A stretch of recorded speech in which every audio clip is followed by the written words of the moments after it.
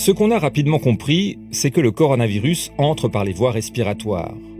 Il utilise un récepteur appelé ACE2, très abondant dans les cellules de la muqueuse qui tapissent la cavité nasale et les poumons. Ce récepteur est la porte d'entrée qui permet au virus de coloniser ces cellules et de s'y multiplier. De là, les virus vont se disséminer dans la trachée, les poumons et les bronches qui sont les cibles précoces de l'envahisseur.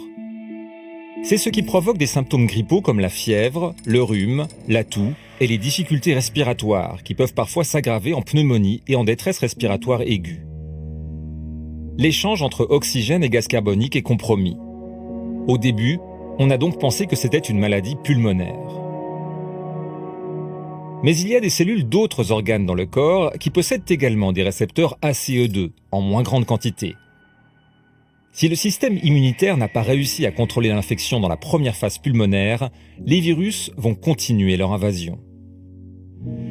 Ils peuvent alors aller affecter le cœur, les artères et les veines, l'appareil digestif, le foie, les reins, les tissus conjonctifs, le système nerveux et même le cerveau.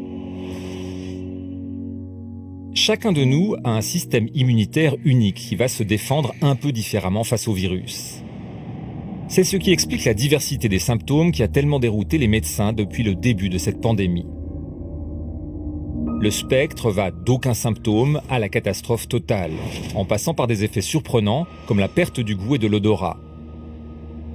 Ce sont des atteintes neurologiques qui peuvent également provoquer des troubles de la conscience, avec des états confusionnels, des évanouissements, de la somnolence et de l'apathie qui va jusqu'au coma, ainsi que des épilepsies et des AVC.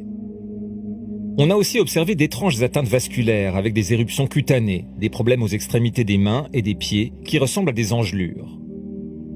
Après des symptômes grippaux parfois très légers, la santé de certains patients se dégrade soudain très brutalement sans signe annonciateur, généralement autour du 8e jour après les premiers signes de l'infection. C'est ce que les soignants redoutent. Ils appellent ça un orage de cytokines. Les cytokines sont des agents de l'immunité.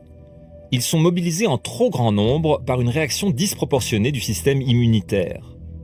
Cet emballement contre le virus provoque une inflammation tellement violente qu'elle détruit aussi les tissus des organes. Récemment, les médecins ont observé que cette tempête inflammatoire peut aussi provoquer des troubles de la coagulation qui devient trop forte. De multiples mini-caillots se forment et bouchent les vaisseaux sanguins. Ces graves perturbations de la circulation font dire aux scientifiques que le coronavirus provoque non pas une maladie pulmonaire, mais une maladie inflammatoire systémique des vaisseaux sanguins. C'est la défaillance multiple des organes qui peut conduire au décès.